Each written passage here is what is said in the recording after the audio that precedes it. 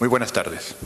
Y muchas gracias por la presentación, por todo, y gracias por invitarme.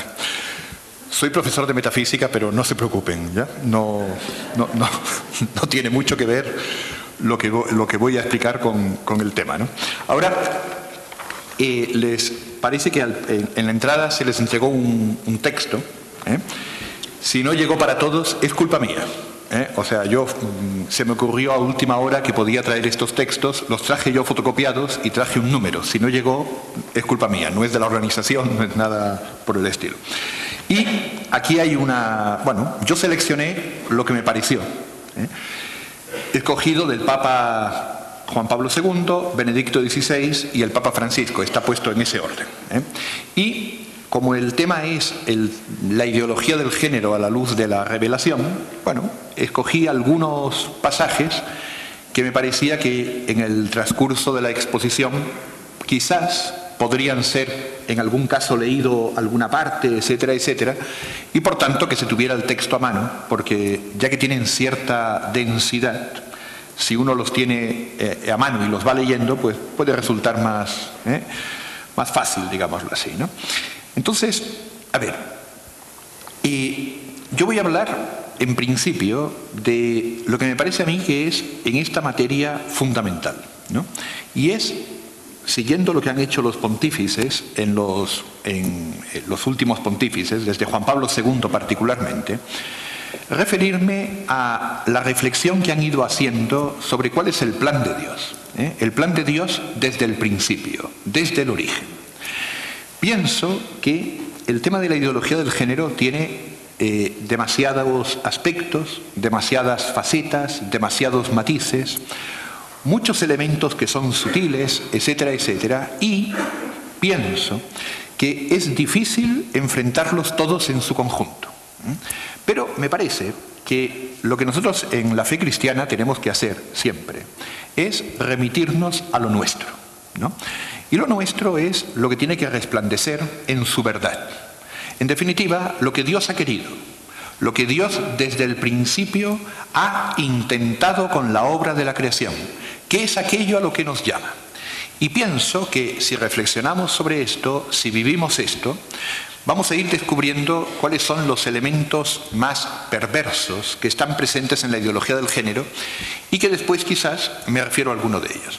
Un último dato, yo voy a exponer ahora, después habrá preguntas, estoy dispuesto a todo tipo de preguntas, ¿de acuerdo? ¿No? Pero ahora voy a intentar a ver si logro plantear o comunicar esta idea primera acerca del plan de Dios con respecto a la creación del ser humano, varón y mujer. Este es el tema. Bien, cuando Dios crea, lo que Dios quiere es comunicar, dar.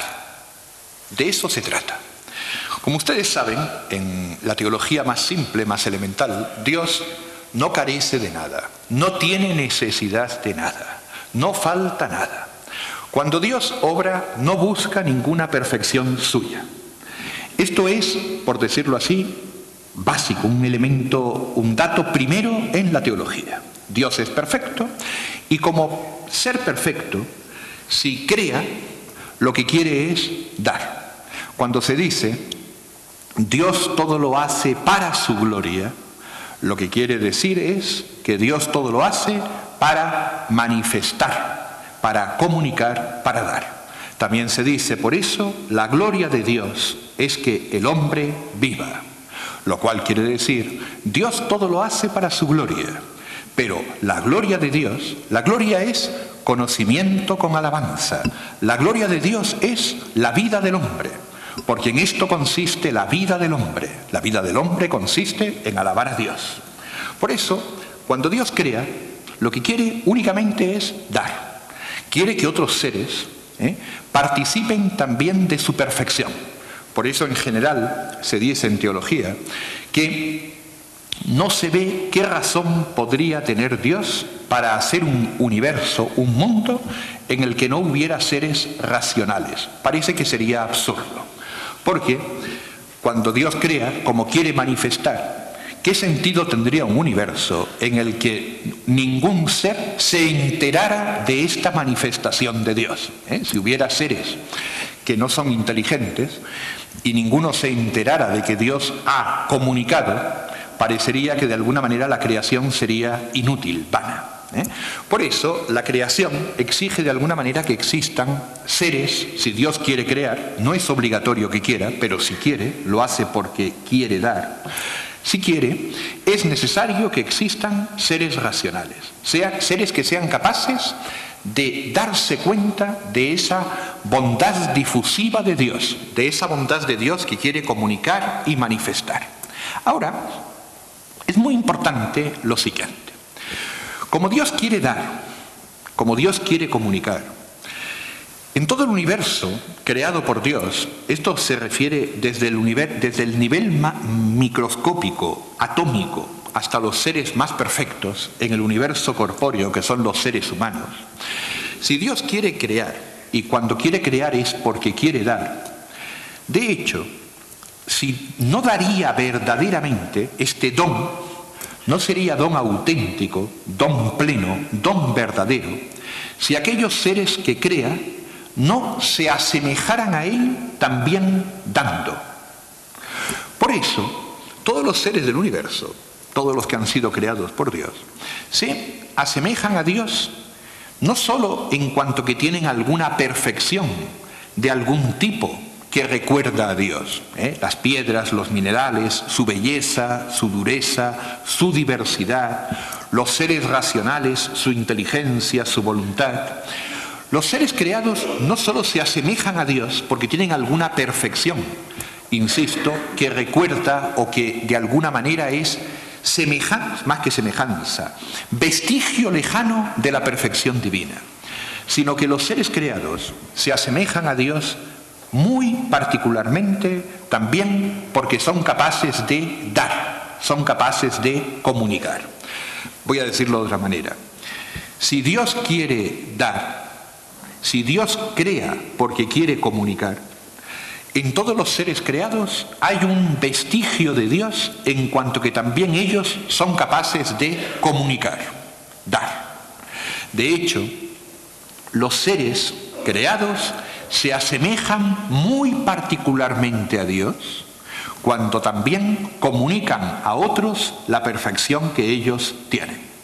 Es decir, todo el universo hay que pensarlo de tal manera que podamos ver, si ustedes ven estos días que ha nevado, con sus consecuencias, pero con su belleza, ¿no? Ha nevado y se ve muy bonita la cordillera, se ve muy bonito Santiago, etcétera, etcétera. Cuando no nieva también se ve bonito la cordillera, pero bueno. En todo caso, cuando uno ve el universo, el cosmos, las estrellas, Santiago con su nieve, la cordillera, etcétera, etcétera, ve un orden. Lo que quizás no hemos pensado muchas veces es que este orden está producido porque unos seres le comunican a otros su perfección. El orden no es cosas que están bien colocadas solamente. El orden del universo no es cada cosa en su sitio. El orden del universo es un orden dinámico, operativo. Unos seres le comunican a otros su perfección. Unos seres obran sobre otros. Unos seres contribuyen al bien de otros. Porque Dios ha hecho un universo de tal manera que todos los seres puedan asemejarse a Él comunicando, dando. El don. Dios crea porque quiere dar. Y quiere dar de tal manera que haya unos seres que sean capaces de dar. De tal manera que cuando Dios crea, quiere que se refleje en el universo creado la verdad de Dios mismo. Y esta verdad de Dios se refleja, como hemos dicho, en el universo creado en distintas perfecciones de los distintos seres, pero de manera muy peculiar en estas operaciones que tienen cada uno de los seres, las abejas, los caballos, el fuego, el agua, las operaciones que tienen los distintos seres por las cuales comunican también la perfección que poseen.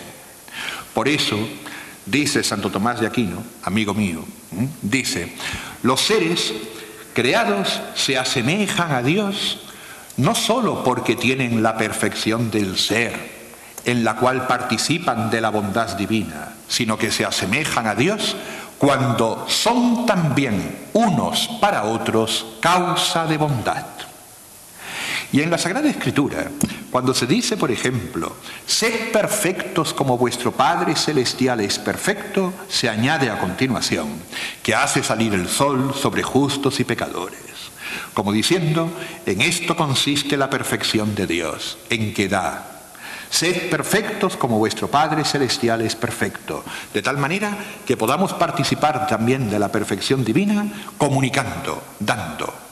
De hecho, el gran, por decirlo así, error, ¿no? O la gran mentira, más que error fue quizás más por parte de Eva, pero la gran mentira de Satanás al principio, cuando engaña a Eva y a Adán, consiste en decirles, seréis como dioses. Claro, pero, como decía Juan Pablo II, seréis como dioses sin Dios. Eso es lo que les estaba queriendo decir. Seréis como dioses sin Dios.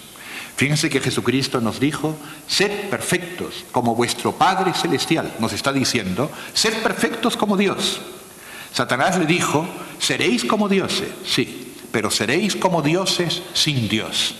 En vez de asemejarnos a Dios, acogiendo el don de Dios.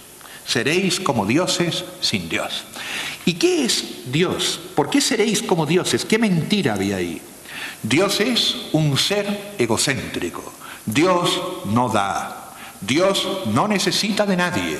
Dios es autosuficiente de tal modo que en última instancia, si crea, lo hace por egoísmo. No quiere regalar. Seréis como dioses. El seréis como dioses, en última instancia, quiere decir encerraos en vosotros mismos, poner vuestra voluntad como fundamento, afirmaos en lo que sois. No reconozcáis que en última instancia dependéis de un don previo. Y el depender de un don es lo que está en nuestra base, en lo que está en nuestro fundamento. Pero Dios da no para que nosotros tengamos que reconocer que dependemos, aunque tenemos que reconocer que dependemos. Dios da porque quiere regalar, porque quiere que seamos felices, porque quiere que seamos como Él. Los metafísicos, lo único que voy a decir de metafísica, los metafísicos, no sé si es lo único, al final uno se engaña a sí mismo, pero bueno, los metafísicos siempre dicen una cosa, esto es discutible, pero puede ayudar. Dicen, ¿cuál es, en última instancia, el constitutivo radical del ente finito? ¿Ven? Que es una pregunta rarísima. Pero ¿qué es, en última instancia, lo radical de cualquier cosa creada? ¿Qué es lo radical? Entonces algunos dicen, mire, lo más radical de un árbol, por ejemplo, es que depende de Dios. Lo más radical de un árbol, dicen otros, es que es finito. Lo más radical de un árbol, dicen otros, mi amigo Santo Tomás, es que tiene ser. Pensemos una cosa. Si lo más radical de un árbol es que depende de Dios, esto querría decir que lo que Dios quiere cuando crea es hacer cosas que dependan de Él. ¿Me explico más o menos? No. Dios cuando crea no quiere hacer cosas que dependan de Él. Lo que pasa que no pueden existir esas cosas si Dios no las hace ser. Y como las hace ser Dios, dependen de Él. Pero no las crea para que dependan de Él. ¿Me explico? Las crea porque quiere que existan. Las crea por su bien, por ellas. ¿Qué es lo más radical? Ser finito. Bueno, si lo más radical es ser finito, al final uno dice, ¿cuál es la intención última por la que Dios crea? Parece que Dios lo que quiere cuando crea es que haya cosas finitas. Pues no. Dios no quiere que haya cosas finitas. No se trata de que esa sea la intención, que haya cosas finitas. Lo que pasa que si crea, las cosas tienen que ser finitas, porque tienen que existir de la nada. No pueden ser infinitas, no pueden ser Dios. Eso es contradictorio. Pero lo que intenta no es que sean finitas. Lo que intenta es que sean, que es muy importante. Se trata de dar. Hay que colocarse en una, usemos la palabra, metafísica del don, en la línea del don. Hay que colocarse en esa verdad del principio. Dios es creador y quiere dar. Y por tanto, todas las cosas creadas, todo lo que existe, refleja esa perfección, bondad e intención divina, comunicar, manifestar. Bien, lo que pasa que en los seres del universo, en todos los que existen, solo de una manera muy remota, a nivel, diría San Agustín, de vestigio, se puede reflejar lo que está en el misterio de la vida misma de Dios. Porque resulta que este Dios que cuando crea porque quiere dar, Él mismo es comunión de personas, comunión. Dios es uno y trino. Tenemos que pensar que la máxima unidad que existe, decimos, Dios es uno, claro. Lo que pasa es que la máxima unidad es una comunión de personas. La máxima unidad no es algo homogéneo, esférico, pétreo, cerrado en sí mismo, etcétera, etcétera. Dios uno no es una especie de absoluto aislado y solitario. Dios uno es comunión de personas. Como se dice en la fiesta de la Santísima Trinidad, en el prefacio, si no me equivoco, y si me equivoco queda grabado, pero paciencia. Entonces, como se dice, ¿verdad?, que adoremos la unidad en la Trinidad y la Trinidad en la unidad. Dios es uno, Dios es trino.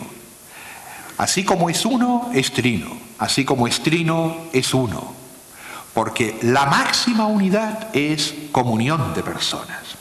Cuando entramos, en la medida en que nos lo posibilita nuestra fe, en el misterio de la vida íntima de Dios, nos damos cuenta de que la misma existencia de las criaturas responde al dinamismo, permítanme que use esa palabra, no del todo correcta, al dinamismo que hay en la vida misma de Dios. El Padre engendra eternamente al Hijo. El Padre y el Hijo se dan un abrazo, se dan el don del Padre y del Hijo, el don es el Espíritu Santo. Santo Tomás de Aquino, de nuevo, mi amigo, Santo Tomás de Aquino, en un momento brillante en la Suma Teológica, dice, fue necesario, fue conveniente, quiere decir ahí, fue conveniente que se nos revelara el misterio trinitario por dos motivos. Y el segundo, ahora voy a decir el segundo, porque al conocer que está en Dios la procesión del Espíritu Santo, fíjense bien, al conocer que en Dios hay un don, que es el Espíritu Santo, que es el abrazo del Padre y del Hijo, se remueve el error de aquellos que dicen que Dios todo lo hizo por necesidad de naturaleza. Esto es fundamental. Todo lo hizo por necesidad de naturaleza quiere decir, como si en el principio hubiera un ser del que emana sin que Él lo quiera, sin que quisiera regalar, del que emana, del que sale el mundo. No. Dios no es un ser que está en el principio del que, sin que quiera, emana el mundo.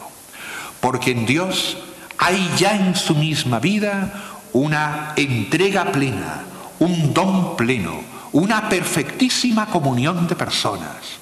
Y como acto libre de estas personas que se aman infinitamente, como diciendo ellas para sí mismas, hagamos, creamos,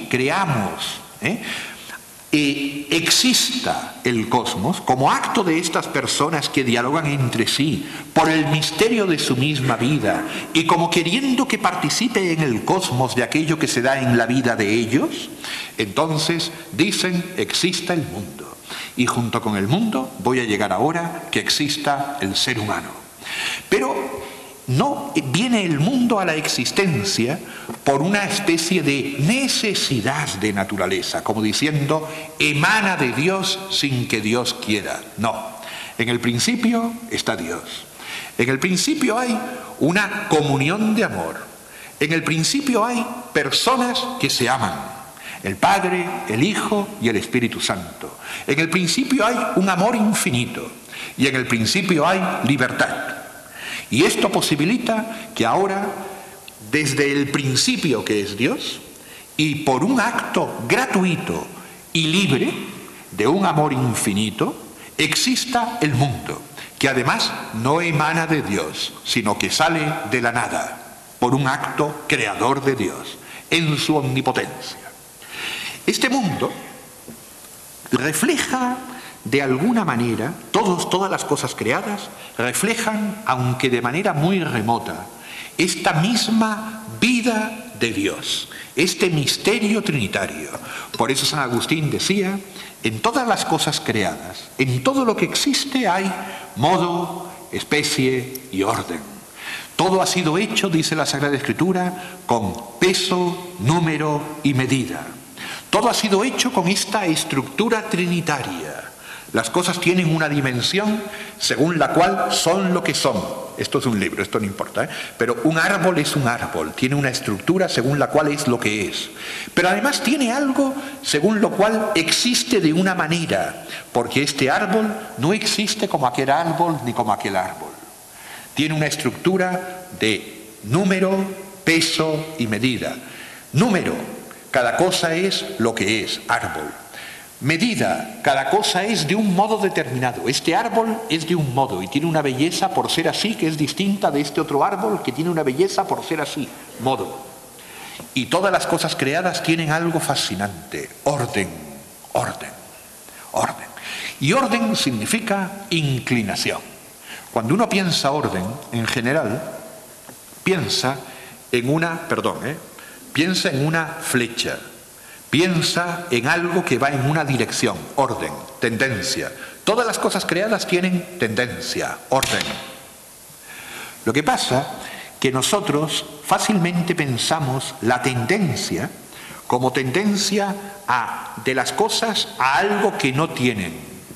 Y nos cuesta más pensar la tendencia de las cosas a comunicar lo que tienen. Pues todo el cosmos tiene modo, especie y orden. Y en ese modo, especie y orden refleja el misterio de la vida íntima de Dios. Orden. Orden es como un vestigio del Espíritu Santo. El orden es como don. El orden es tendencia a lo que no se tiene, pero el orden es también comunicación de lo que se tiene. Don. Manifestación. Por eso en el cosmos, donde hay don, donde hay manifestación, donde hay comunicación perfectiva, hay siempre un vestigio del Espíritu Santo. Bien, pero si bien todas las criaturas del cosmos pueden, por decirlo así, de alguna manera tener un vestigio de esta vida de Dios, que es Padre, Hijo y Espíritu Santo, comunión de personas, ninguno de los seres creados puede ser comunión de personas, salvo los seres inteligentes, salvo los seres personales. Por eso, y ahí entramos en este meollo tan fundamental. Cuando Dios hace al ser humano, vamos a llegar a quiero solamente dos puntos, y si los logramos, yo por lo menos quedo dichoso. ¿Se entiende? Dos puntos fundamentales. Insisto, las piedras no pueden ser comunión de personas. Reflejan a Dios. Incluso en ellas hay un vestigio de la Trinidad. Pero no hay comunión de personas con las piedras. Los caballos, los elefantes, los hipopótamos, yo qué sé, ¿no? Reflejan a Dios. Reflejan incluso el misterio de la vida trinitaria de un modo muy remoto. Pero no hay en ellos comunión de personas. No la hay. Y Dios quiso que hubiera unos seres que en el universo reflejaran ese misterio de la vida divina, que es la comunión de personas. Esto es nuclear. Tenemos que pensar que lo que está en el principio, Dios, el Dios uno, es esta comunión. Este es el principio, es el fundamento. No hay nada anterior a ese fundamento. Esto es lo primero. Lo primero es comunión de personas. Y ahora Dios, que crea, quiere que se refleje en el cosmos este misterio de la vida misma de Dios. Por eso en la Sagrada Escritura nos encontramos con ese pasaje tan fascinante del libro primero del Génesis. Ese pasaje tan fascinante donde se va mostrando la obra de la creación. Y cuando se va mostrando de la obra de la creación, vemos en los distintos versículos del libro primero del Génesis, vemos cómo se van diciendo cosas. Y dijo Dios: produzca la tierra hierba verde. Y dijo Dios, me estoy saltando el orden, haya astros en el firmamento, etcétera, etcétera. Y dijo Dios, haya luz. Y dijo Dios, haya animales de toda especie, etcétera, etcétera. Pero dijo Dios, haya. Dijo Dios, produzca. Dijo Dios, surja. Dijo Dios, bullan las aguas. Y de repente, de esa manera tan sorprendente, y dijo Dios, hagamos. Y cambia todo el lenguaje. Y esto, leído a la luz de la revelación y del Nuevo Testamento, nos abre una puerta magnífica. Y dijo Dios, hagamos al ser humano a imagen nuestra. A imagen de Dios los creó. Varón y mujer los creó. A imagen de Dios. Varón y mujer. Como diciendo, el ser humano es imagen de Dios, por supuesto, porque es persona, porque es alguien, porque es inteligente, porque es libre, como dice el Catecismo, signo eminente de la imagen de Dios en nosotros. Es imagen de Dios por todo eso. Pero el texto bíblico apunta a que el ser humano es imagen de Dios como varón y mujer. Varón y mujer los creó. Y además, la Sagrada Escritura afirma con toda la potencia de la palabra de Dios, de la palabra divina, y vio Dios que estaba bien. Y en concreto cuando termina la obra del hombre, y vio Dios que estaba muy bien. Lo que se nos está afirmando es, lo que se nos está revelando, de eso trata la ponencia, es que todo esto está bien fundado, que está bien hecho. Que el principio uno y absoluto que es Dios, que no es un ser solitario, que no es un ser arbitrario, que es comunión de personas, ha querido hacer el cosmos para regalar, para dar. Y nos ha querido regalar el poder tener un tipo de vida como su misma vida divina. Y este tener un tipo de vida como la misma vida divina nos lo ha querido reflejar en aquella misma estructura de lo que somos. Y por tanto ha dicho, hagamos al ser humano a imagen nuestra, a imagen de Dios los creó, varón y mujer los creó. Y por eso es tan importante que ser varón y mujer, el ser humano es imagen de Dios no solo como persona, como libre, como inteligente por su voluntad, sino que es imagen de Dios y de un modo muy peculiar como varón y mujer. Varón y mujer en su distinción, varón y mujer en su reciprocidad, varón y mujer como constituyendo una unidad primordial, varón y mujer como aquellos que se refieren mutuamente el uno al otro y que al mismo tiempo pueden venir a ser uno.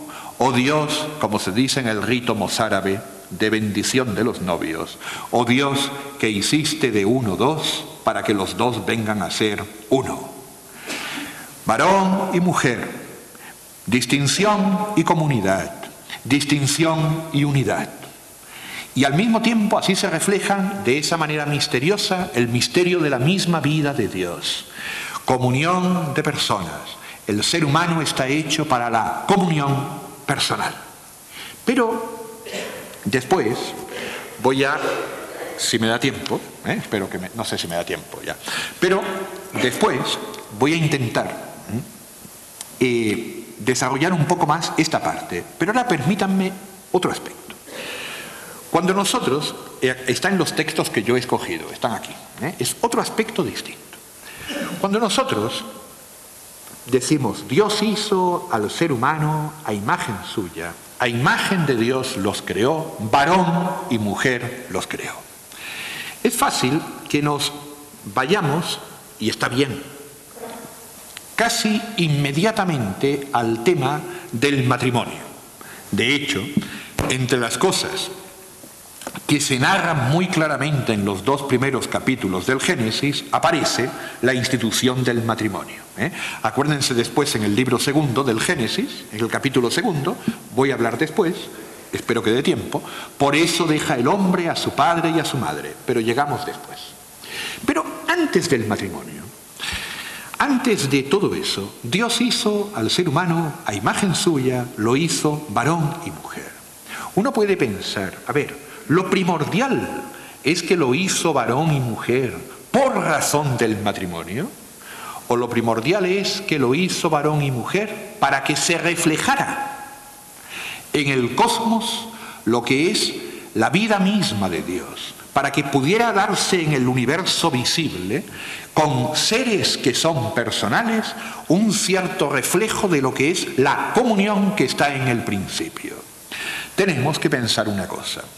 No lo voy a leer, pero está en el texto número 2, que es un poco largo, no lo voy a leer, pero está ahí para que alguien, si quiere después, le dé vueltas a esta materia, que es bien impresionante.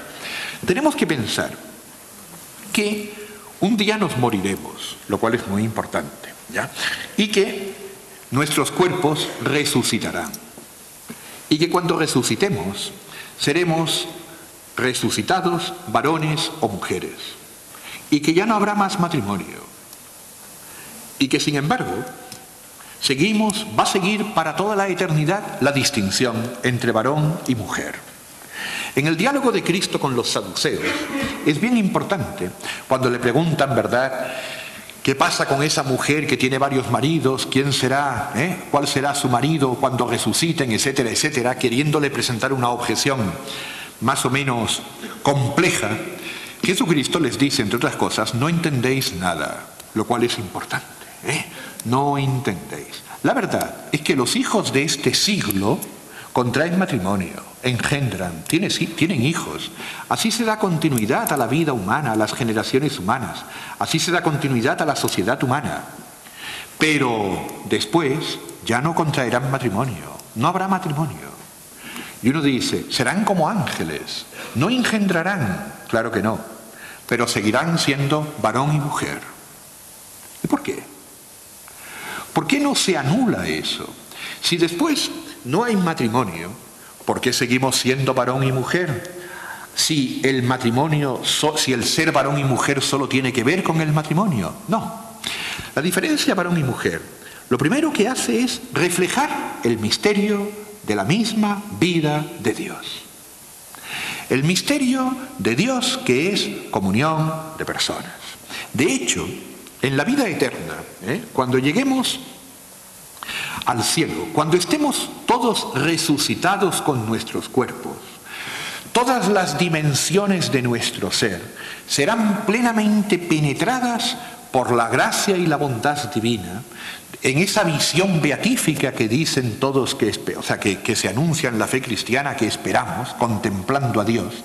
Nuestro cuerpo estará plenamente glorificado, y ahí nuestro cuerpo plenamente glorificado, con todas las fuerzas, por decirlo así, que hoy día sentimos, pero totalmente transformadas porque serán todas penetradas por la bondad de Dios, ahí nuestros cuerpos reflejarán de modo perfectísimo aquello para lo que han sido creados desde el principio, comunión de personas.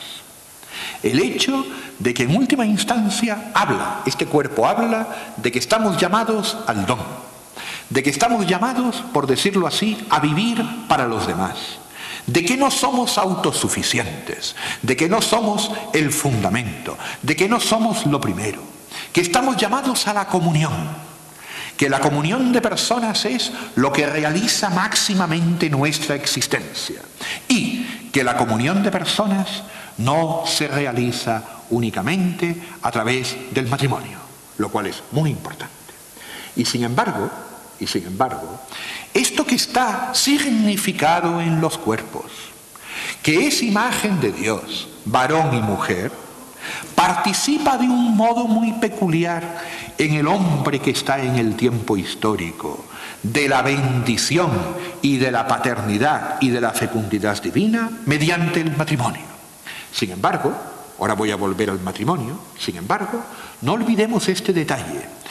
Nos hizo a imagen suya, nos hizo varón y mujer.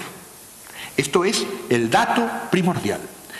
Juan Pablo II, que esto tiene cierta dificultad, decía, el carácter esponsal del cuerpo, el carácter esponsalicio del cuerpo, este hecho de que el cuerpo mismo refleja el don. ¿Cómo podemos entender, esposos? ¿Cómo podemos entender la relación de Dios con Israel? La relación de Dios con el alma, la relación de Dios con la humanidad, la relación de Cristo con la Iglesia si no es mediante el lenguaje del don. El carácter esponsalicio del cuerpo, es decir, esa plenitud de riqueza por la cual uno está hecho para la perfecta libertad del don, el carácter esponsalicio del cuerpo precede a la distinción de varón y de mujer. El carácter esponsalicio del cuerpo precede, por decirlo así, a la institución misma del matrimonio. Esto es muy importante. Y este carácter esponsalicio del cuerpo no desaparecerá en la vida futura, reflejando la comunión de las divinas personas en nuestra misma naturaleza corpórea. Perfecto. Ahora, pensemos lo siguiente. Dios nos ha hecho a imagen suya. A imagen de Dios nos creó. Varón y mujer nos creó. Este es el capítulo primero del Génesis. Vamos al capítulo segundo del Génesis. El capítulo segundo del Génesis dice el Papa Juan Pablo II que contiene, que de alguna manera refleja, es la narración más antigua en la que se describe la subjetividad del hombre. Es decir, imagínense que no creyéramos nada y nos encontráramos con este texto, el capítulo segundo del Génesis. Tendríamos que decir, qué texto más sorprendente. Este texto tan antiguo refleja de una manera sorprendente y única, este texto antiquísimo refleja la toma de conciencia por parte del hombre de quién es él. Este es el texto del capítulo segundo del Génesis, fundamental.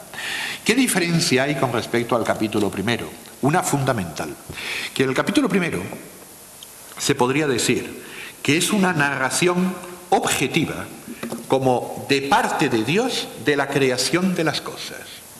El capítulo segundo es una narración donde la creación de Dios se va realizando asumiendo la subjetividad del hombre. Esto se nota en una cosa muy básica. Dijo Dios, no es bueno que el hombre esté solo. Fundamental. No es bueno que el hombre esté solo. Pero ese no es bueno que el hombre esté solo es como poner en boca de Dios lo que es una experiencia del hombre. Esta experiencia de soledad, esta experiencia que en última instancia no es ni la soledad, por decirlo así, depresiva, ni la soledad del abandonado, ni la soledad, no. Esta soledad que es, cada uno es él, cada uno es irrepetiblemente él, es incomunicablemente él, no es otro. Cada uno, por decirlo así, cada uno de nosotros no es comunión de personas. Y la verdad es que cada uno de nosotros tiene esa riqueza fascinante de ser él, yo. Yo no soy otro, yo soy único, soy singular, soy irrepetible.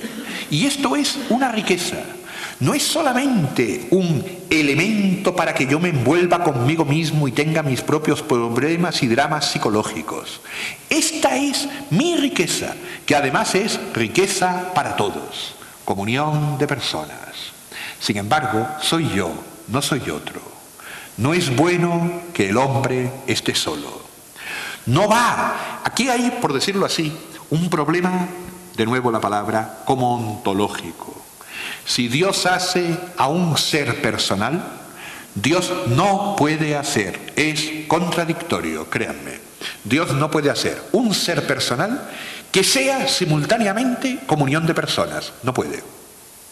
No puede. Solo Dios es uno y es comunión de personas. Nosotros somos uno, pero no somos comunión de personas. Es imposible. Imposible. Sin embargo, cada uno de nosotros es Él.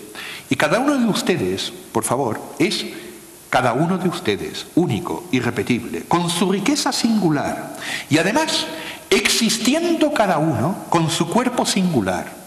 De hecho, si no fuera en razón del cuerpo, no seríamos distintos los que estamos aquí, que somos únicos, irrepetibles, singulares. ¿Y qué pasa? Yo, persona, único, singular, irrepetible, no es bueno que esté solo. Y entonces voy a hacerle una ayuda adecuada. A ver, situémonos. Ayuda adecuada.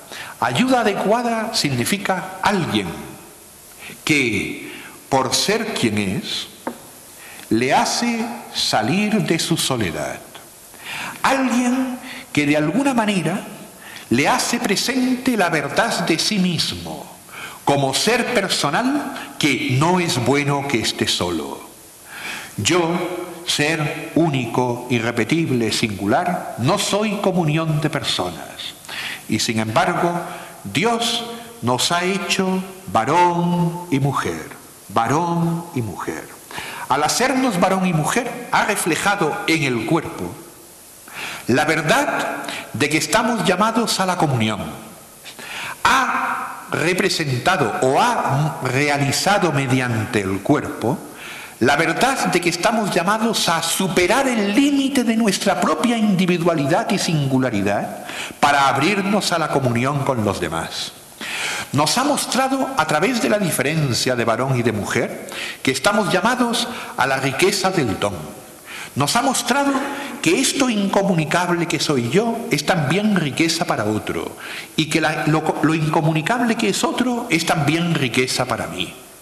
Me ha hecho o nos ha hecho a imagen suya, nos ha hecho varón y mujer. No es bueno que el hombre esté solo, voy a hacerle una ayuda adecuada. Ustedes conocen el relato bíblico. La ayuda adecuada es alguien semejante en humanidad para que pueda salir el hombre de esa soledad, que no es una soledad, insisto, depresiva, de abandono, para que el hombre pueda, por decirlo así, comunicar la riqueza de su propia singularidad. Yo soy quien soy. Y de alguna manera soy incomunicable en el sentido de que mi interioridad es mía.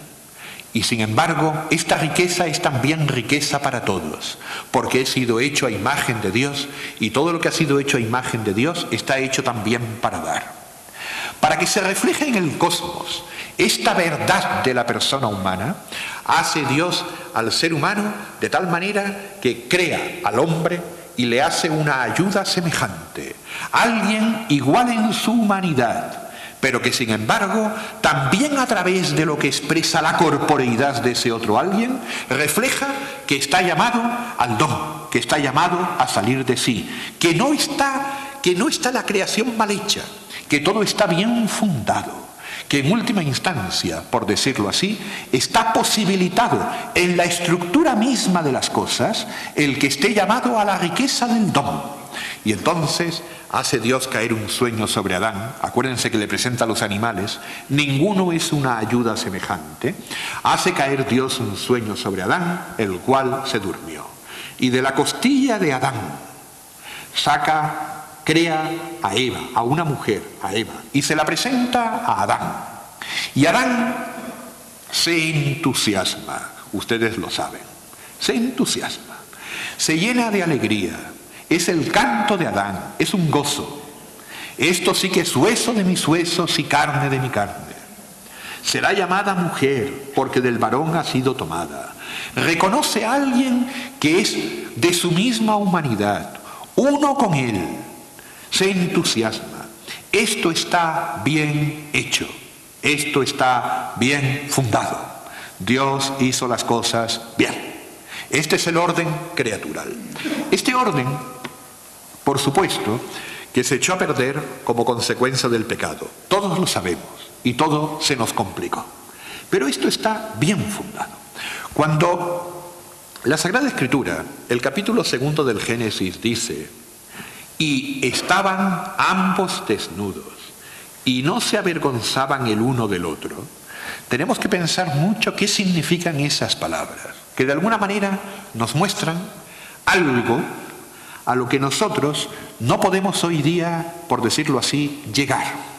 ¿Qué significa ese estaban desnudos y no se avergonzaban el uno del otro?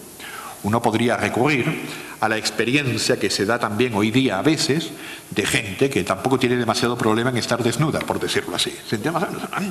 ¿Y se parecerá algo a eso? Nada, no se parece nada. No tiene ningún parecido.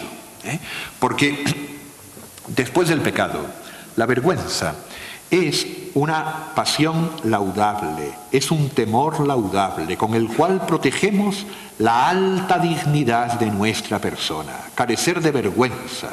La verdad es que en estas materias no es ninguna riqueza, es en el fondo un empobrecimiento.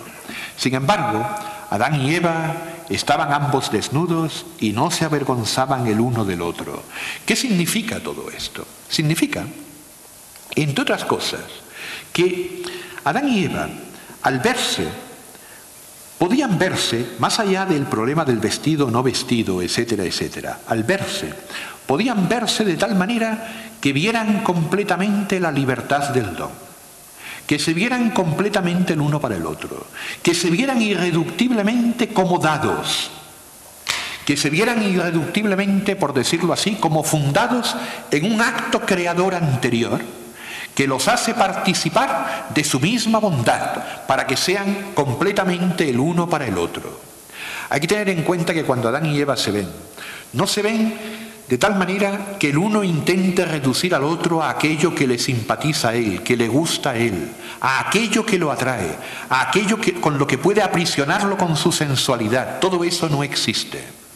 Lo único que existe es la riqueza de unos seres personales totalmente penetrados por la gracia y el don de Dios, de manera que al verse se ven al mismo tiempo a sí mismos en Dios y se ven como referidos a Dios y se ven todos ellos penetrados del don de Dios, de tal manera que, por decirlo así, se admiran, se sorprenden y al mismo tiempo se sienten gratamente referidos a su principio y a su autor. Después del pecado, esto se transforma. Pero esto que después del pecado se transforma y que da lugar a todo tipo de problemas y complicaciones en la vida humana, de todo tipo. Complicaciones como consecuencia de la sensualidad, complicaciones como consecuencias de nuestras deformidades en las imágenes, deformaciones como consecuencias de nuestro egoísmo, deformaciones de todo tipo. Esto que, por decirlo así, se deforma como consecuencia del pecado, sin embargo, está llamado a ser restablecido. Y está llamado a ser restablecido, y por eso está el orden de la redención. Cristo es Dios que se hace hombre.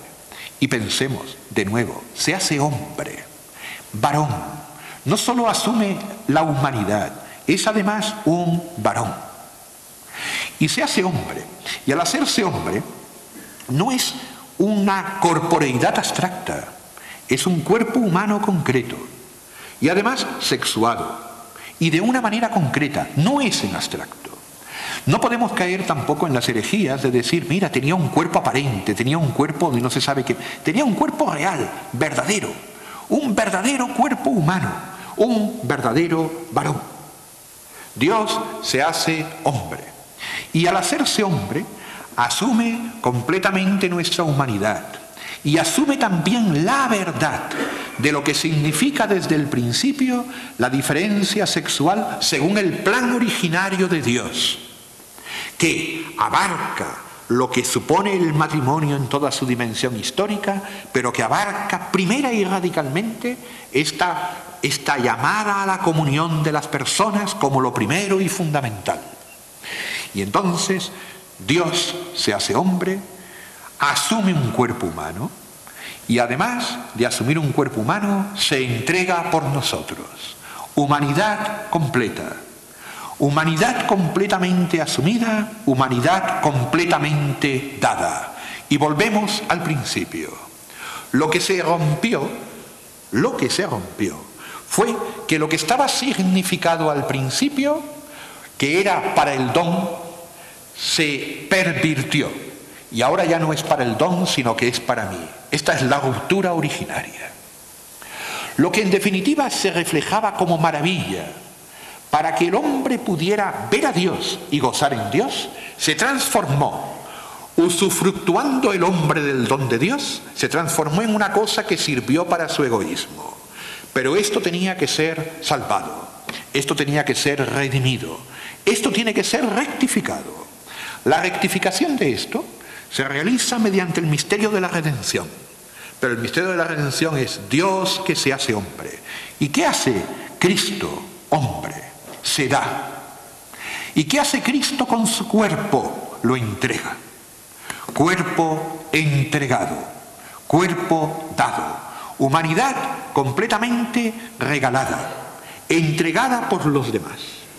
Y aquí es donde se vuelve al principio. El sentido de la diferencia sexual es reflejar en el cosmos la verdad de que estamos hechos para.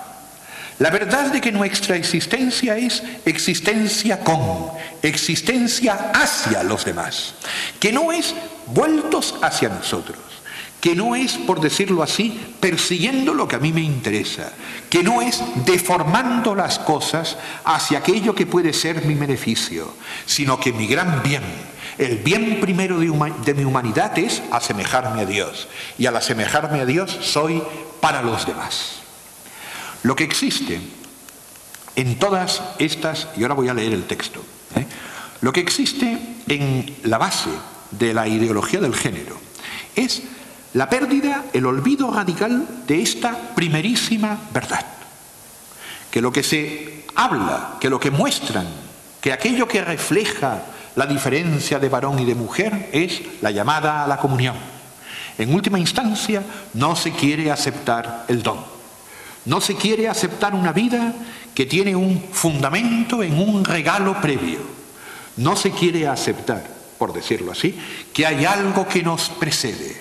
Nos precede la naturaleza, nos precede la bondad de Dios, nos precede el don de Dios. Y esto no se quiere aceptar. Yo tengo que ser mi fundamento, yo tengo que ser mi principio. Pero hay una palabra muy potente en todo el cosmos que me niega o que hace que yo no pueda reconocer que soy el principio, la diferencia varón-mujer. Porque la diferencia varón-mujer es una muestra de límite, es una muestra de que yo no lo soy todo, es una muestra de que yo no poseo la totalidad de mi humanidad, es una muestra además de que su complementariedad se exige para la existencia de un nuevo ser. Resulta que cuando los dos son uno, de uno, uno. Porque un hombre no viene al mundo de dos cuando son dos, sino de dos cuando son uno. Resulta que la misma unión conyugal, la misma unión del varón y de la mujer, remedia de alguna manera esa soledad constituyendo la unidad de la naturaleza humana, posibilitando que de uno, uno. Y eso pone de manifiesto a todas luces que no somos autosuficientes. Por tanto, si yo quiero moverme en la línea de la autosuficiencia, si quiero moverme en la línea de decir que mi libertad es absoluta, que yo lo soy todo, etcétera, etcétera, hay una palabra muy potente en el cosmos que me lo está como negando.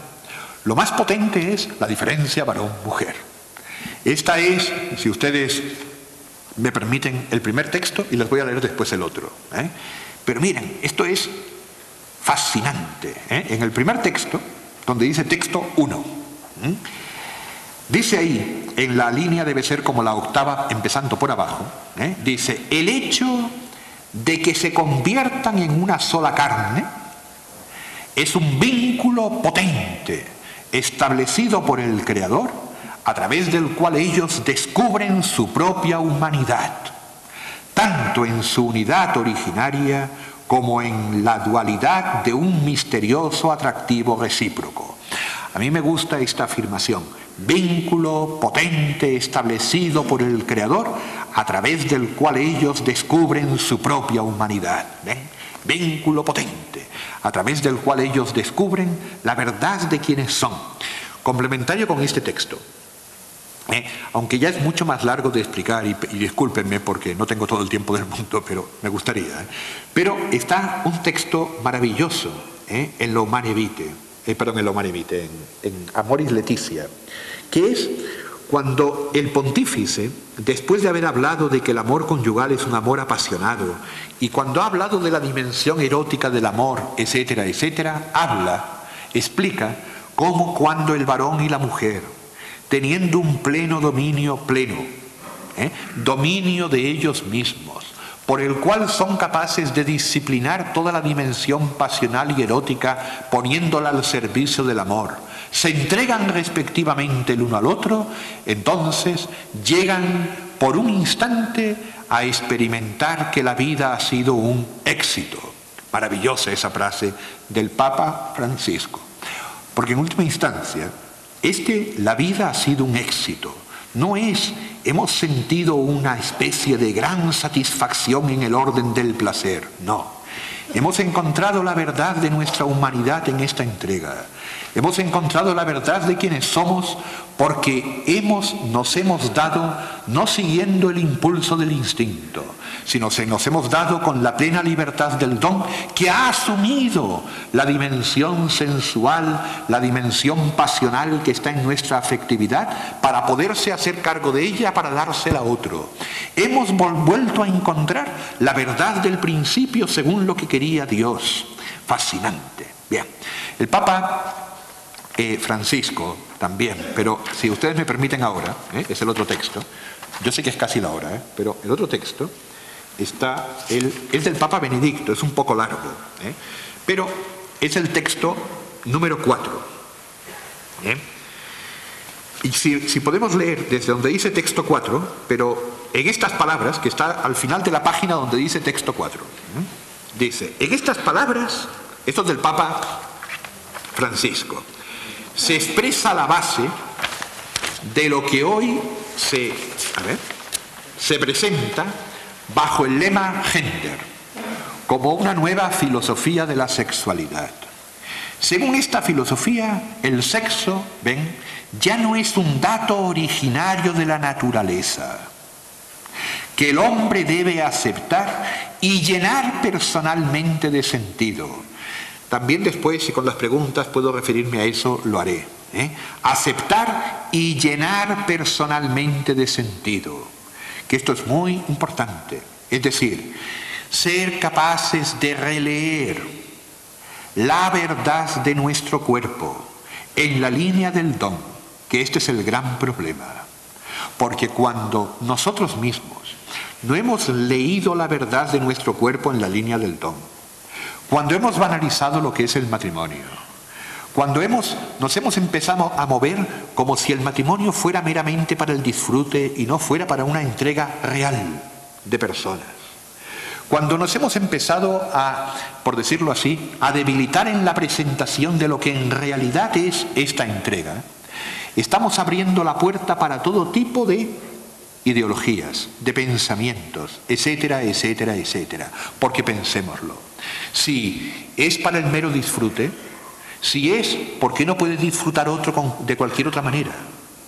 Si es para el mero disfrute, si se trata para pasarlo bien, si se trata en orden meramente a un bien pensado egocéntricamente, ¿por qué entonces no puede cada cual, por decirlo así, reinterpretar su cuerpo como le dé la gana para también disfrutar como quiera?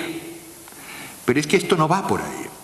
Aquí el problema no es ni el disfrute, ni el pasarlo bien, no obstante que en todas las cosas que Dios ha hecho hay gozo, hay plenitud, hay riqueza, hay alegría. Pero el problema originario es que esto está hecho para el don, para la perfecta libertad del don. Y para eso hay que releer la verdad de lo que está expresado en nuestros cuerpos y asumirlo con plena libertad. Es decir, exige una plena maduración de la persona que es capaz de asumir lo que está expresado en su corporeidad para vivirlo en plenitud.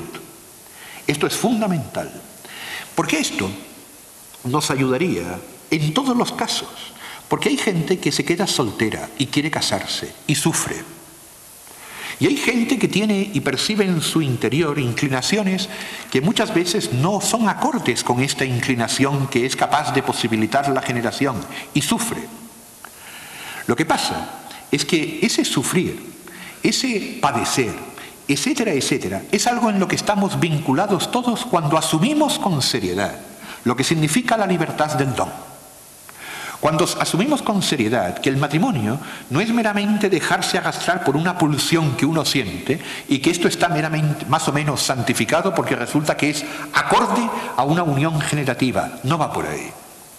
El matrimonio es un lugar donde los hombres y las mujeres pueden santificarse, pueden alcanzar una plenitud de vida, pero eso exige la seriedad de una entrega, el crecimiento y la madurez de una vida vivida plenamente para otro, que así refleja de verdad a Dios y así ilumina al mundo. Porque así se vive la corporeidad según una plenitud de significado. Y vivir esa corporeidad con esa plenitud de significado es algo que ilumina al que se siente mujer con un cuerpo de hombre. Es algo que ilumina al que quiere casarse y no consigue casarse. Es algo que ilumina a la persona que resulta que siente una inclinación de un cierto tipo y que no acaba de corresponderse con la posibilidad de una unidad según aquello que está establecido en el principio. Ilumina. Porque pone de manifiesto que todos están llamados al don. Y que el don no se realiza meramente por dar rienda suelta a lo que satisface, sino que el don se realiza siempre por el dominio y primero por la relectura de la verdad de lo que está en nuestro cuerpo, por el pleno dominio de aquello que está significado y para entregarlo a los demás según aquello que significa y no de otro modo, porque cuando es de otro modo perdemos también nuestra propia libertad. Entonces, este texto dice, según esta filosofía, el gender, el sexo ya no es un dato originario de la naturaleza que el hombre debe aceptar y llenar personalmente de sentido, sino un papel social que se decide autónomamente, mientras que hasta ahora era la sociedad la que decía. Entonces el tema del sexo es un papel social, no es un rol social, no es un dato de la naturaleza. Y ahora estamos en un paso más, porque ahora en vez de que lo decida la sociedad, lo decido yo. Entonces se decía, esto es masculino, esto es femenino, esto eran roles sociales, pero ahora soy yo quien decide. Pero aquí ya no tenemos el dato originario. Por eso el Papa Francisco, en el número 56 de Amoris Laetitia, dice, aunque hay que distinguir entre el sexo y el género, no se pueden separar absolutamente. Como diciendo, mire, no es lo mismo el sexo que el género, ¿verdad? Pero lo que no puede ser es pensar que una cosa y otra no guardan ningún tipo de relación. Porque en ese sentido nos estaríamos olvidando del sexo como si esto no fuera un dato originario, primero, básico, y que además para nosotros los cristianos no solo es un dato primero que tiene que ver con funciones meramente generativas, como dije, sino que es un dato primero que refleja al principio, a Dios mismo, comunión de personas. Entonces dice, el hombre niega, dice, la falacia profunda de esta teoría y de la revolución antropológica que subyace en ella es evidente. El hombre niega tener una naturaleza preconstituida por su corporeidad. Entonces el hombre niega que su naturaleza esté, por decirlo así, preconstituida o incluso se imagina a sí mismo como siendo un yo encapsulado en un cuerpo, o como si el cuerpo fuera una especie de prótesis, así como uno tiene una prótesis en el brazo o lo que sea, entonces el cuerpo entero sería una prótesis del yo. Entonces yo soy el que está adentro, por decirlo así, ¿no? Y yo interpreto qué significa todo esto que me acompaña. Porque yo soy esta subjetividad que se siente dentro y yo me siento así, yo me percibo así, ¿por qué no puedo yo decir lo que soy desde mí mismo? Bueno, entonces dice, niega la propia naturaleza y decide que ésta no se le ha dado como hecho preestablecido. Este es el gran problema, el don.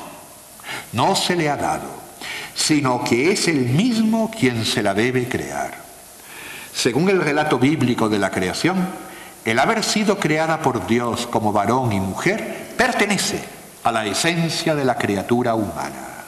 Esta dualidad es esencial para el ser humano tal como Dios se la ha dado. Entonces después sigue desarrollando el texto. El hombre quiere negar su naturaleza. Es como el enfrentamiento entre naturaleza y libertad. Yo no soy naturaleza, yo soy libertad. Yo con mi libertad me autofundo. Yo como libertad no reconozco el dato originario. ¿Y cuál es este dato originario? Que has sido dado. Y además, que como persona eres don. Y que como persona eres don, ¿sabes cómo se refleja? Se refleja a través de tu corporeidad. Porque tu corporeidad remite a otra. Porque tu corporeidad manifiesta y significa referencia a otro. Así queda de manifiesto que eres don. Que has sido dado, que eres creado, pero que eres creado también como don para los demás. Y así se refleja. Sin embargo, tú puedes querer decir que no eres don, que tú eres el principio, que tú eres lo absoluto, que tú decides por ti mismo. En ese sentido, encontrarás en la diferencia sexual un límite. Te verás forzado a negarla, porque si la reconoces, tienes que reconocer que no eres libertad, sino que hay algo que es anterior a ti. Si quieres decir que tú eres lo primero, tendrás que negar la diferencia. Esto es fundamental. Es un problema de orden ontológico. Es un problema de qué es aquello que está en el principio.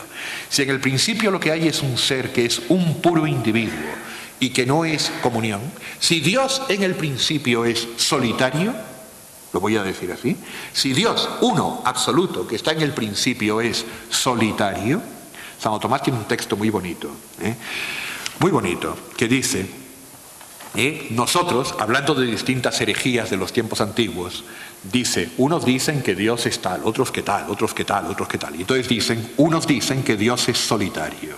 Y dice, nosotros afirmamos contra la soledad divina la comunión y conjunción de las personas.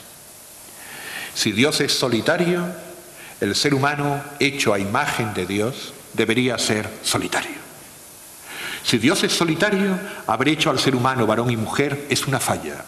Y si Dios es solitario, haber hecho al ser humano varón y mujer es instrumentalizarlos para que engendren, por si acaso. Y sin embargo, Dios es comunión de personas. Y cuando los ha hecho varón y mujer, los ha hecho así para que reflejen su misma vida divina. Y cuando ellos engendran, participan de una bendición, no son instrumentalizados. Participan del mismo poder creador de Dios. Se les da participar en la generación de una nueva vida, participando de la genealogía que parte de Dios. Yo creo que es la hora, ¿verdad? Me pasé de tiempo. Después, pregunta si eso les parece o no, o lo que quieran. Ya, perdón,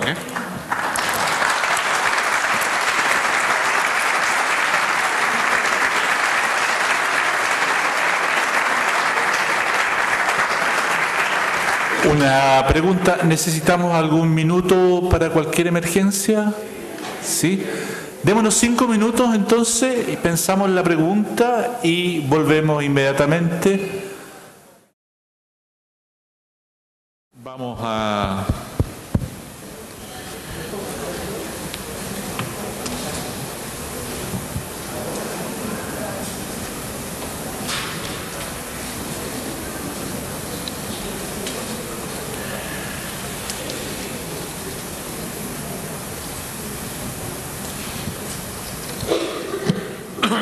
¿En qué medida se conjugan sexo y género? ¿Por qué no se puede decir que Dios creó así a las personas que se identifican con el género contrario? Bueno, yo, perdón,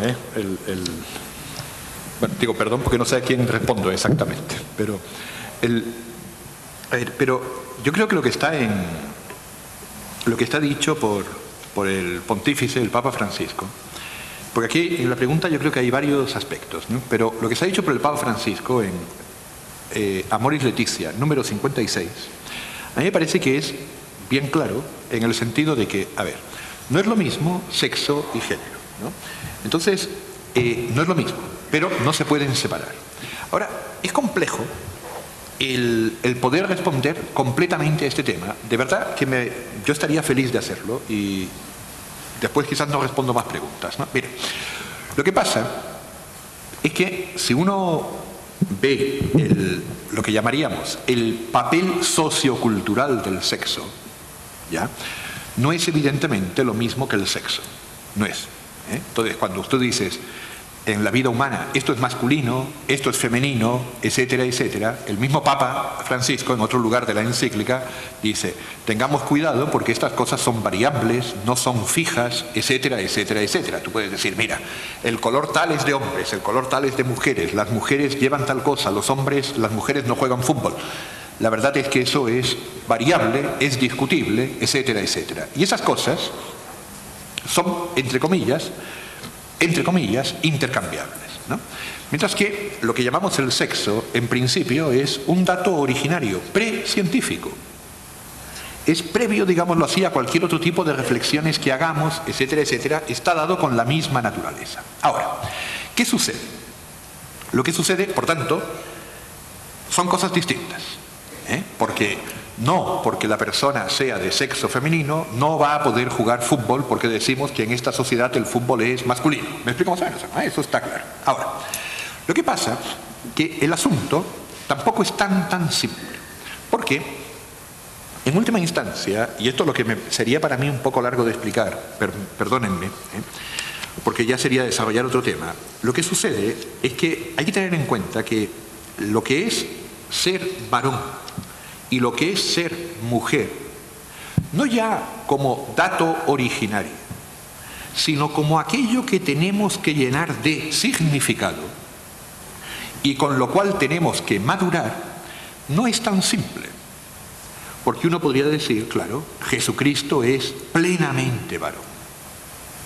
Pero Jesucristo plenamente varón es totalmente delicado, es firme, es una persona al mismo tiempo acogedora, pero al mismo tiempo es plenamente varón. Pero no es una mujer. Y la Virgen María es plenamente mujer, mujer eterna, plenamente mujer. Es el arquetipo primero de lo que es lo femenino. Y, claro, pero eso es alcanzar una plenitud de su femineidad que se da por la gracia de Dios, que se da por una vida realizada mediante elecciones en las que ha ido releyendo la verdad de su corporeidad, etcétera, etcétera, etcétera. Entonces, ¿qué sucede? Que hay que tener cuidado, porque una cosa es el sexo, otra cosa es el género, por supuesto. Las cosas que pertenecen al género, esto es masculino, esto es femenino, no son tan fijas, son intercambiables, pero cuidado, que hay una cierta relación. Hay una cierta relación, porque hay algo que tiene que ir siendo descubierto y madurado por cada uno de los seres humanos que vienen a este mundo releyendo la verdad de su corporeidad. Cuando una cultura relee esto y lo relee con seriedad, en general aparecen personas que asumen una vida de entrega a los demás en el matrimonio y que además tienen que hacerse cargo de los hijos.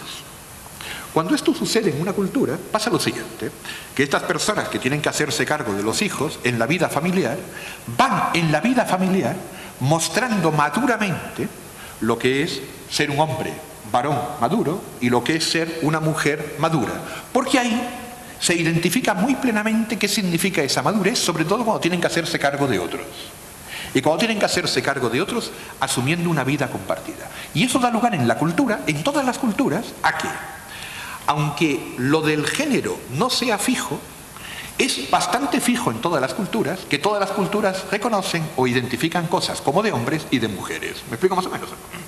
Por eso, el tema hay que andar con cuidado, porque tú puedes decir, mire, ¿por qué llevar arito tiene que ser una cosa de mujeres? No hay ninguna razón para que llevar arito sea una cosa de mujeres, pero hay una cierta razón para que en las culturas se identifiquen ciertas cosas como de hombres y ciertas como de mujeres, porque eso está exigido en la cultura como algo que la cultura necesita para que cada cual pueda identificar aquello según lo cual tiene que madurar.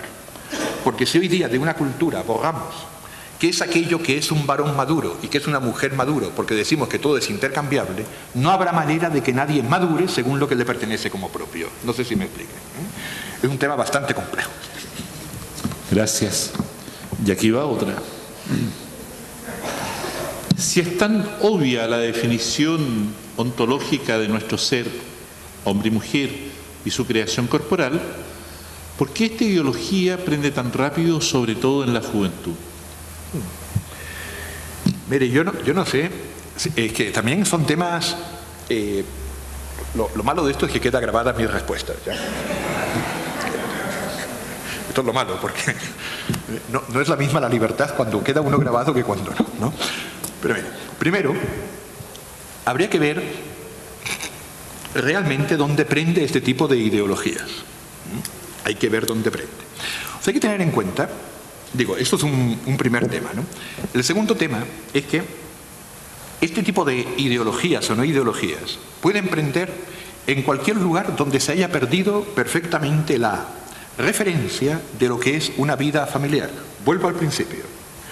Que es un hombre maduro, varón, y que es una mujer madura, se ven en aquello que como personas maduras asumen de cara a la vida de otros. Ahí es donde se ve.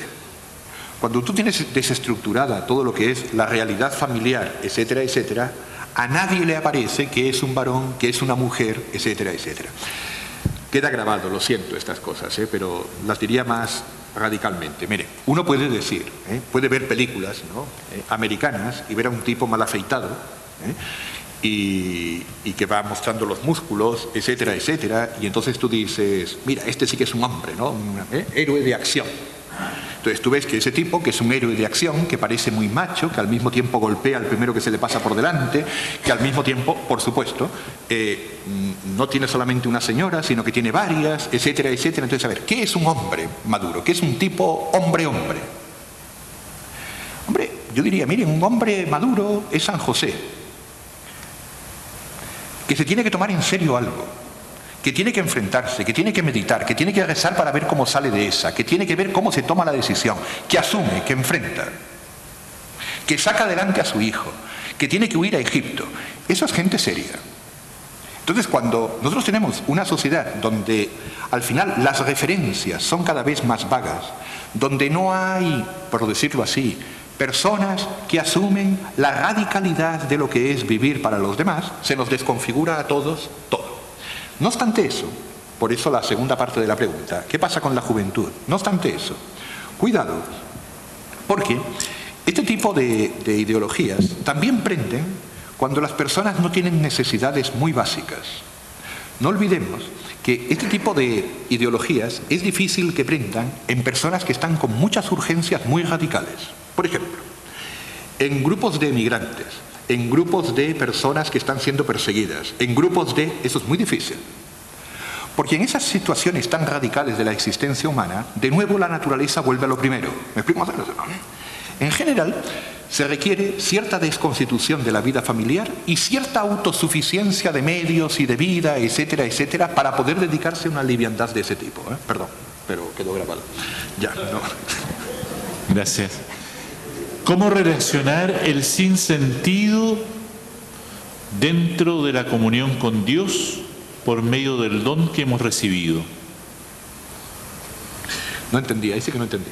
No sé si usted lo entiende. ¿Cómo relacionar el sinsentido dentro de la comunión con Dios por medio del don que hemos recibido? Yo quiero decir, si hay comunión con Dios, ¿hay sinsentido? No. O sea, yo creo que si hay comunión con Dios, no hay sinsentido. Lo que puede haber si hay comunión con Dios es oscuridad, eso sí. Es perfectamente posible, ¿no? O sea, habiendo comunión con Dios, puede haber... A ver, habiendo comunión con Dios, tenemos a Dios. Habiendo comunión con Dios, hay esperanza. Habiendo comunión con Dios, tenemos el futuro abierto. Habiendo comunión con Dios, ahora, habiendo comunión con Dios, puede haber perfecta oscuridad. Puede haber perfecto sufrimiento, pero, como dice el Papa Francisco en una de las catequesis, hablando sobre la esperanza, quizás, muy simpático, quizás nos toca muchas veces hacer como Abraham, que cuando Dios le hizo la promesa, lo único que podía hacer era salir a la noche y contar estrellas. Bueno, pues quizás nos toca muchas veces salir a las noches y contar estrellas. Pero el Papa Francisco recordaba, pero Abraham lo que le pedía a Dios es que le guardara la esperanza.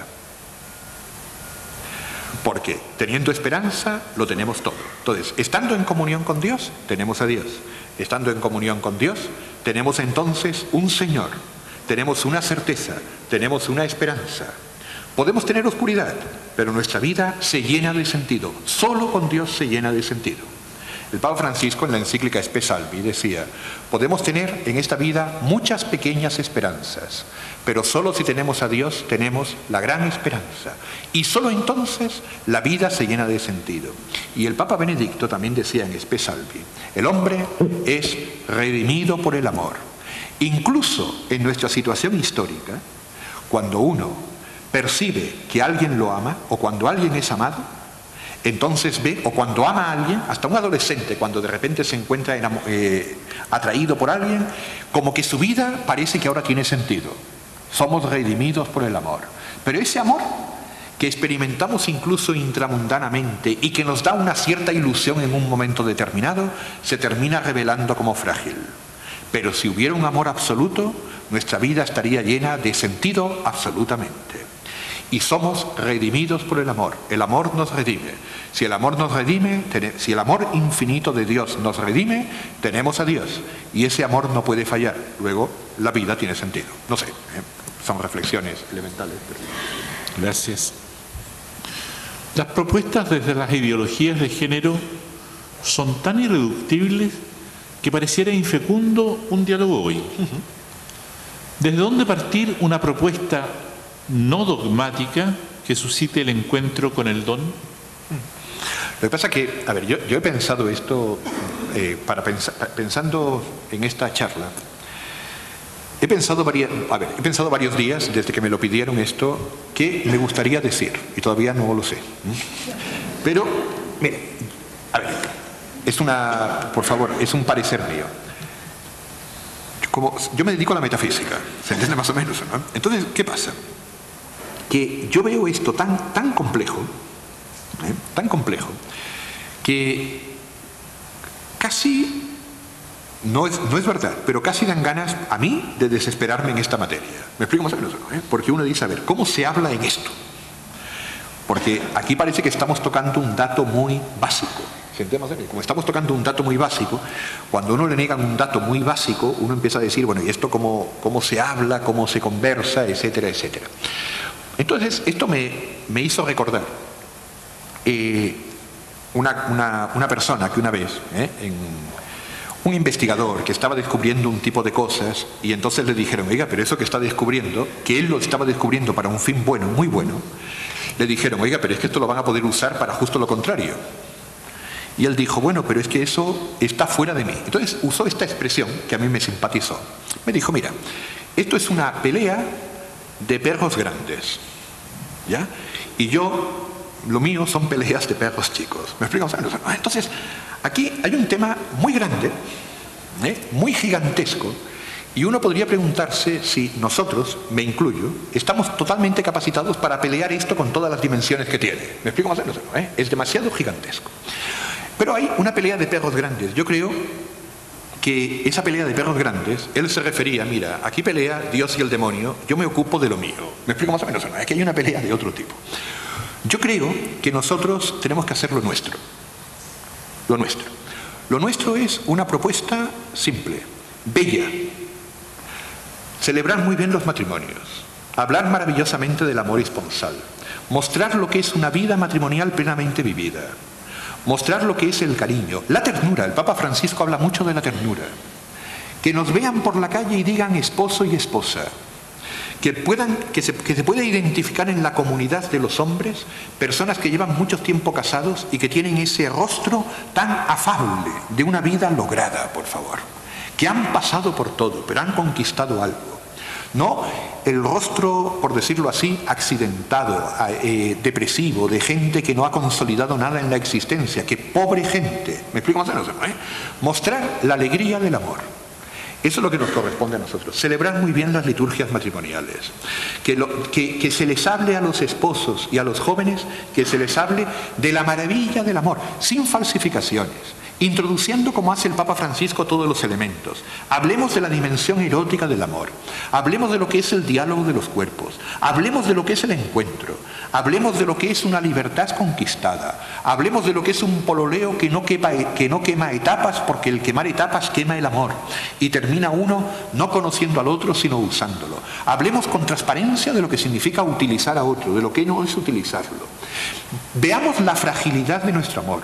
Perdón, la fragilidad, que somos frágiles, que caemos, que necesitamos de la penitencia, de la confesión, del perdón de Dios, que volvemos a tropezar infinitas veces, por favor, pero que en última instancia siempre nos movemos con la esperanza de que todo esto se logra por el don de Dios. Cuando esto lo presentamos, esa yo creo que es nuestra pelea. ¿Me explico más o menos? Lo otro, yo no veo por dónde, sinceramente. Además, si escucharon a Álvaro Ferrer, seguro, y quien sea, no creo que tengan por dónde. O sea, digo, es muy difícil que se vea fácilmente cómo se enfrenta esto, porque es muy complejo. ¿Se entiende más o menos? Muy complejo. Y las personas, y hay que tener en cuenta que esto no es un problema solamente intelectual, es un problema de personas dañadas afectivamente. Y las personas dañadas afectivamente tienen que ser redimidas por el amor. No hay que presentarles ni una cosa dogmática, ni una cosa que los humille, ni una cosa que los aplaste. Lo que hay que presentar es la belleza de una vida realizada, según el plan originario de Dios. Ese es mi parecer, pero no sé. Muchas gracias. Dios los creó varón y mujer, pero ingenuos para caer fácilmente en el pecado. O sea, perdón, pero Dios nos creó varón y mujer, pero no nos creó ingenuos. O sea, Dios nos creó varón y mujer, y si uno cae en el pecado es por malo, que es muy distinto, ¿no? Es decir, en el pecado no se cae propiamente por ingenuo, ¿ya? Lo que es formalmente pecado es una elección perversa, desordenada, contra Dios. Y además, esa elección perversa y desordenada se hace abusando del don mismo de Dios. No hay que olvidar nunca que esto no es un problema de ingenuidad. Uno cuando es ingenuo le estafan, le quitan la billetera, ¿me explico más o menos? Cosas por el estilo. Uno cuando es ingenuo, de vez en cuando, no sé, pues se pone a trabajar en una empresa que pensaba que era no sé qué, o compró un auto que no sirve para nada, cosas por el estilo. ¿Se entiende más o menos? O cree que va a ir bien con el futuro gobierno, bueno, cosas por el estilo, ¿no? Pero cuando... ¿se entiende? Ese es un problema de otro tipo. Pero pecar no es exactamente un problema de ingenuidad. No es una falla, no es un desliz. Para que sea pecado, tiene que ponerse uno queriendo lo que está mal. ¿Me explico más o menos? Y eso no es un desliz. Si fuera un desliz, no sería un pecado. ¿Se entiende más o menos? Dios estaba aburrido y por eso creó al hombre. ¿Por qué lo creó a su imagen y perfección, pero siendo perfecto, porque no se bastaba a sí mismo? Sí, hay que tener en cuenta, hay un filósofo, ya que salió la pregunta, hay un filósofo que se llama Nietzsche, perdón lo que voy a decir, pero lo dice Nietzsche, ¿no? Pero hay un filósofo que se llama Nietzsche, que él dice, ya que salió la palabra esta, ¿no? Pero ya que salió aburrido, que Nietzsche dice, en un momento determinado, Dios creó al hombre, ¿no? Y entonces vio que todo era aburrido, entonces creó a la mujer. Y entonces dice, y ahí dejó de ser todo aburrido, pero empezaron a suceder otras cosas. ¿Me explico? Ahora, miren, esto del aburrimiento es un problema de un ente finito, que no ha llenado su vida amando. Ese es el problema del aburrimiento, ¿ya? Y sociológicamente el problema del aburrimiento es sobre todo un tema del siglo XIX, XX y actualmente, porque las personas tenemos, por decirlo así, cada vez más tiempo libre y estamos muy autorreferidos. Entonces vayan viendo lo que pasa en las familias, en las casas, todo el mundo encerrado con su medio de comunicación, aislados, etcétera, etcétera, en un verdadero autismo psicológico, y eso es señal de verdadero aburrimiento, tedio existencial, que en el mundo medieval además se le ponía un nombre, asedia. Y la asedia es ese aburrimiento es una tristeza. Y Dios no estaba aburrido. Ese aburrimiento, tedio, tristeza, es lo contrario al gozo. Lo que había en Dios es gozo. Y como había gozo, comunicó. Lo que había en Dios es plenitud, no había carencia. Entonces quiso dar. Hay un tema muy bonito, perdón, porque no quiero entrar en conflictos con otras religiones, ¿no? Pero piensen que en el Islam está un poco esta pregunta tan elemental, ¿no? Dios, ¿para qué va a tener un hijo? ¿Para qué lo quiere? Esto es muy importante. La misma pregunta que se ha hecho aquí, de si para qué crea, si estaba aburrido, es la misma pregunta que se puede hacer: ¿por qué nuestro Dios es uno y trino? Porque Dios engendra eternamente un hijo. Si tú piensas a Dios como solitario, ¿para qué quiere un hijo? A no ser que tú pienses que quiere un hijo para poder realizarse, o que quiere un hijo para que le ayude a algo, etcétera, etcétera. Pero ¿no será posible tener un hijo porque se quiere dar? Es bien básico. Pues así como en la vida humana, nosotros pienso que somos capaces de pensar que podemos querer tener un hijo porque somos generosos, porque somos así. Pues yo creo que Dios mismo, cuando crea al ser humano, lo crea porque es así, porque es generoso. No hay ningún otro motivo. Porque por su bondad quiere dar. No le falta nada. Y por tanto, como quiere dar, da además del modo perfecto que su sabiduría le ordena para bien nuestro. De hecho, pensemos, puede haber hecho un mundo mejor, pero no puede haber hecho un mundo, por decirlo así, en el que para nosotros sea mejor, por decirlo de este modo. ¿Se entiende más o menos? ¿No? Puede haber hecho otro mundo en el que no existamos nosotros, etcétera, etcétera. Pero pensando en nosotros, hizo lo mejor para nosotros. ¿De acuerdo? ¿No? Esto es bien importante. ¿Cómo explicar o entender, a la luz de lo que usted expuso, la relación entre dos personas homosexuales que dicen amarse? Lo que pasa que a la luz de lo que yo expuse, y siempre teniendo en cuenta que está la grabación, pero mire, pero dos personas homosexuales que dicen amarse, ahí el problema está en que quitemos dos personas homosexuales, ¿no? Que dos personas se amen. Si todo el mundo está llamado al don y está llamado al amor, ese es todo el tema. Si aquí el meollo no está en otro motivo que esto, que todas las personas se amen. Yo tengo que amar a mis padres, tengo que amar a mis hijos, tengo que amar a mis amigos, tengo que amar a mis vecinos, tengo que amar a todo el mundo. Y amarlo significa, con todos ellos, darme, dedicarme, ocuparme, según la verdad de lo que soy. A mis hijos los abrazo, los levanto, los tiro al aire, etcétera, etcétera, los saco a pasear, los llevo de la mano, etcétera, etcétera. Al vecino le ayudo a sacar nieve. ¿Me explico más o menos o no?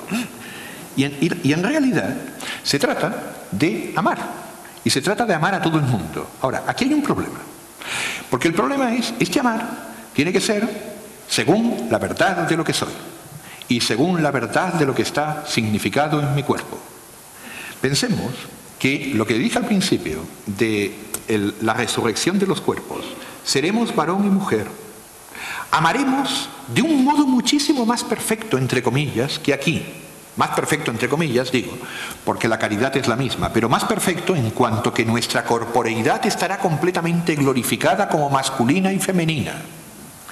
Amaremos de un modo más pleno, con una humanidad que expresará el don de una manera más plena que en la misma relación conyugal. Y no habrá relación conyugal. ¿Me explico más o menos?